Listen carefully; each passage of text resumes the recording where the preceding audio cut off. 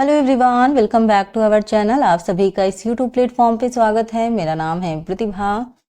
आज हम बात करने वाले हैं स्टूडेंट यूजीसी नेट जून 2025 का जो रिजल्ट आया हुआ है उसकी कट ऑफ चेक करेंगे। और स्पेशली मैं बात करूंगी आपके होम साइंस सब्जेक्ट की। तो होम साइंस की कट ऑफ क्या रही इस पर तो हम डिटेल में बात करेंगे ही, साथ साथ में हम ये देखेंगे कि जो पिछले कुछ वर्षों में जो कट ऑफ गई है उसके मुकाबले जो इस बार की कट ऑफ आई है, क्या बहुत ज़्यादा डिफरेंसेस देखने को मिल रहे हैं या काफ़ी सिमिलर हैं।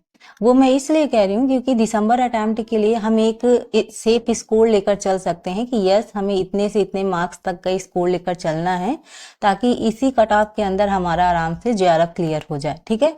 फुल डिटेल के साथ आज का ये जो आपका सेशन है वो होने वाला है। एंड पहली बात तो ये कि आप सभी स्टूडेंट को बहुत बहुत कॉन्ग्रेचुलेशंस जिन्होंने ये जो जून अटेम्प्ट का एग्जाम है उसको क्लियर किया है, चाहे आपने जेआरएफ क्लियर किया हो या असिस्टेंट प्रोफेसर या फिर पीएचडी। सभी स्टूडेंट को बहुत बहुत मुबारक हो। बहुत खुशी की बात है कि आपका एग्जाम क्लियर हो गया। जिन लोगों का नहीं क्लियर हुआ है उनको बिल्कुल भी निराश होने की जरूरत नहीं है। दिसंबर अटेम्प्ट के लिए आप तैयारी करिए।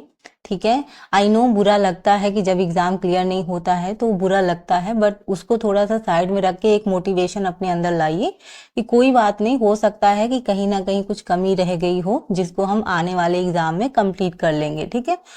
निराश मत होइएगा और जुड़ जाइए इस चैनल से।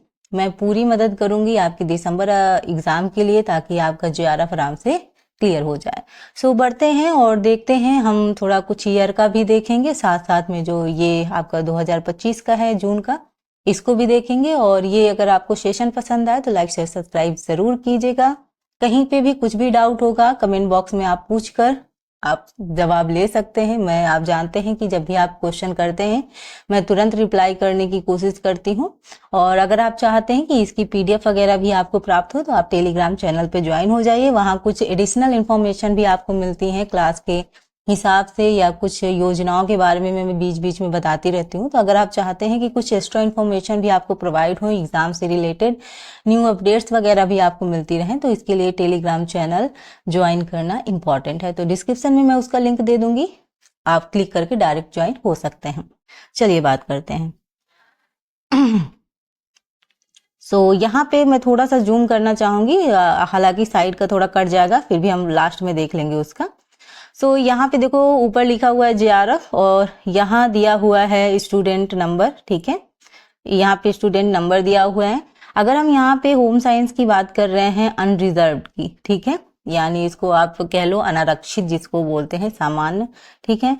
तो जेआरएफ के लिए गई है 202। ठीक। और कितने लोगों ने क्वालिफाई किया है? 34 लोगों ने इसको क्लियर किया है। वहीं अगर हम बात करेंगे आपके असिस्टेंट प्रोफेसर की तो 174 और कितने लोगों ने? 434। ठीक है। पीएचडी में 150 और आपके स्टूडेंट थे 958। तो यहाँ पे एक चीज बड़ी अच्छी हुई है कि इस बार आपका पीएचडी भी ऐड है, तो अब तो बहुत अच्छी बात है कि अगर थोड़ा सा नंबर भी कम भी आता है तो भी आपका पीएचडी क्लियर हो जाता है। ये बात बहुत अच्छी है ना। वहीं अगर हम बात करें ओबीसी की, ओबीसी की अगर बात करेंगे तो जेआरएफ के लिए 188 है। ठीक है। 27 लोगों ने क्लियर किया। असिस्टेंट प्रोफेसर 156 और 362 लोगों ने क्लियर करा। और पीएचडी में गया है आपका 138, 734 लोगों ने आपका क्लियर किया। अब यहाँ बात करते हैं ईडब्ल्यूएस। देखो सामान्य वर्ग में ही ईडब्ल्यूएस आते हैं, बट उसमें क्या होता है, फॉर्म भरना रहता है, 10% की छूट मिलती है। और इससे पता फायदा ही है, वैसे फॉर्म भर देना चाहिए, 1 साल के लिए वैलिड होता है वैसे ये। लेकिन ईडब्ल्यूएस में ये फायदा होता है कि कट ऑफ नीचे जाती है। जैसे आप देखो अनरिजर्व में देखो 202 गई है ना, अब वहीं ईडब्ल्यूएस में देख लो तो 192 गई है ना। और असिस्टेंट प्रोफेसर 156 और वहीं पीएचडी आपका 136 गई है। तो काफी लाभ मिलता है, तो इसको जरूर भरना चाहिए जो लोग सामान्य वर्ग हैं, जनरल कैटेगरी जिसकी मैं बात कर रही हूँ। एससी की अगर बात कर दें तो 182 और आपका असिस्टेंट प्रोफेसर 148 और पीएचडी आपका 132। वहीं एसटी की बात करें 176, 146। ठीक है। और वहीं पे आपका पीएचडी 130 में हो गया है। पीडब्ल्यूडी आपका 184 और एक लोगों ने आपका जेआरएफ क्वालिफाई किया है। और असिस्टेंट प्रोफेसर की बात करें तो 140। 3 लोगों ने किया है और यहाँ पे PhD 106 लोगों ने क्लियर किया है। तो ये तो रहा आपका जून 2025 की कट ऑफ। अब अगर हम बात करें पिछले कुछ वर्षों में जो कट ऑफ रही है होम साइंस की, वो कितनी गई है, अगर हम इसकी बात करेंगे तो थोड़ा सा हमें समझ में आएगा कि हम क्या स्कोर लेकर चलें। मैं यहाँ पे थोड़ा सा डिस्कस करना चाहूंगी। और देखो यहाँ पे देखो, सबका मेन टारगेट होना चाहिए JRF। कोई ये नहीं चाहता है कि मेरा केवल नेट क्लियर हो, केवल PhD क्लियर हो, कोई नहीं चाहता। सबका टारगेट मेन यही होता है JRF क्लियर करना, क्योंकि बहुत सारे प्रॉफिट भी हैं और ज़रूरी भी है। आप किसी भी एग्ज़ाम को दे रहे हैं और PhD करने में भाई पढ़ाई ही तो करनी है। पढ़ाई के साथ साथ अगर पैसे भी आते रहते हैं तो एक कॉन्फिडेंट भी डेवलप होता है कि भाई ठीक है, घर वालों से तो नहीं मांगना पड़ रहा, हम अपना पढ़ाई भी कंप्लीट कर रहे हैं, साथ साथ में हम इनकम भी आ रही है। तो एक तरीके से बहुत सुकून रहता है। अब इंसान फ्री होकर स्टडी भी कर सकता है। तो यहाँ पे सबसे अच्छी चीज़ होती है JRF क्लियर करना, और वही इंसान को टारगेट लेकर चलना चाहिए। यहाँ अगर हम बात करें 2022 की, तो 2022 में जो जनरल कैटेगरी है वो गई है आपकी 200। ठीक है, यहाँ मैं स्पेशली OBC की बात करूंगी तो OBC का गया था 182,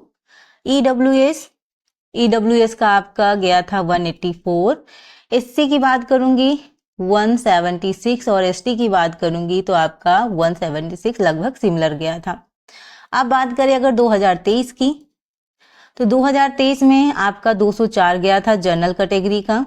वहीं बात करें तो 190 आपका OBC का गया था। और EWS की अगर हम बात करें, ठीक है, EWS की हम बात करें तो 194 गया था। EWS का कितना गया था? 194। ठीक है, और SC का 184 और ST का 182, ऐसे। ठीक है, फिर बात करूं मैं 2024 की। ठीक है, सो यहाँ पे 208 जनरल का, और आपका OBC का अगर हम बात करें तो 188, EWS की अगर हम बात करें तो इसका 200 गया था, और SC की बात करेंगे तो आपका 186 और ST की बात करेंगे तो 182। अब बचा 2025 जो मैंने आपको बता दिया। तो यहाँ पे एक चीज तो समझ में आपको आ गई सीधा सीधा। वो क्या समझ में आई कि 200 से लगा के एक बार 214 भी गई है, तो 200 से लगा के वो तो हाईएस्ट थी। 214 जब गई थी एक बार तो वो तो हाईएस्ट थी। देखो हम कोई चीज लेकर चलते हैं तो एक अनरिजर्व वाला जर्नल लेके चलते हैं, है ना, उस हिसाब से लेकर चलते हैं तो हमारा सेफ स्कोर रहता है।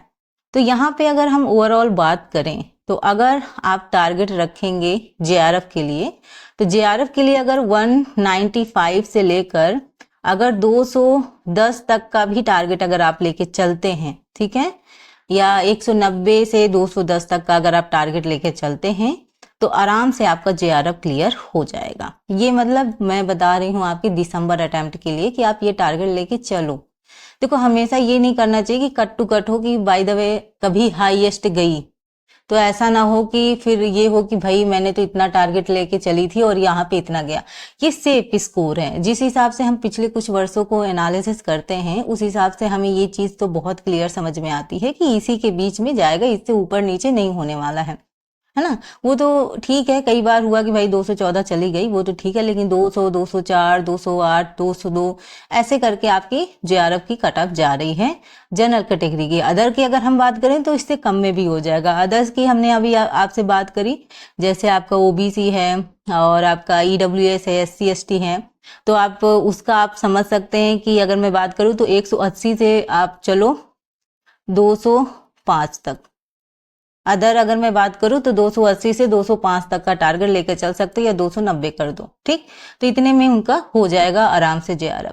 तो देखो हमारे कट ऑफ डिस्कस करने का मेन मुद्दा हमारा यही होता है कि जब भी हम ऐसी चीजें डिस्कस करें तो हमारे चीज ये होना चाहिए कि आने वाले समय के लिए हम क्या अपना स्कोर लेकर चल रहे हैं।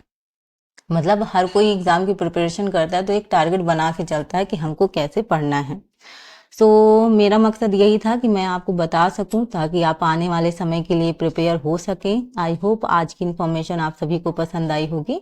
अगर आप सभी को आज की क्लास पसंद आए तो लाइक शेयर सब्सक्राइब जरूर करें। मेरे टेलीग्राम चैनल से जुड़ने के लिए डिस्क्रिप्शन में लिंक दिया है, उसको क्लिक करके डायरेक्ट जुड़ सकते हैं। एडिशनल इन्फॉर्मेशन वहाँ से आपको ज़रूर प्राप्त होगी और आपके एग्जाम के लिए आपको मदद मिलेगी। मिलते हैं अपने नेक्स्ट क्लास में, तब तक अपना ख्याल रखिएगा, अपने माता पिता का। Thank you for watching, thank you so much, bye bye.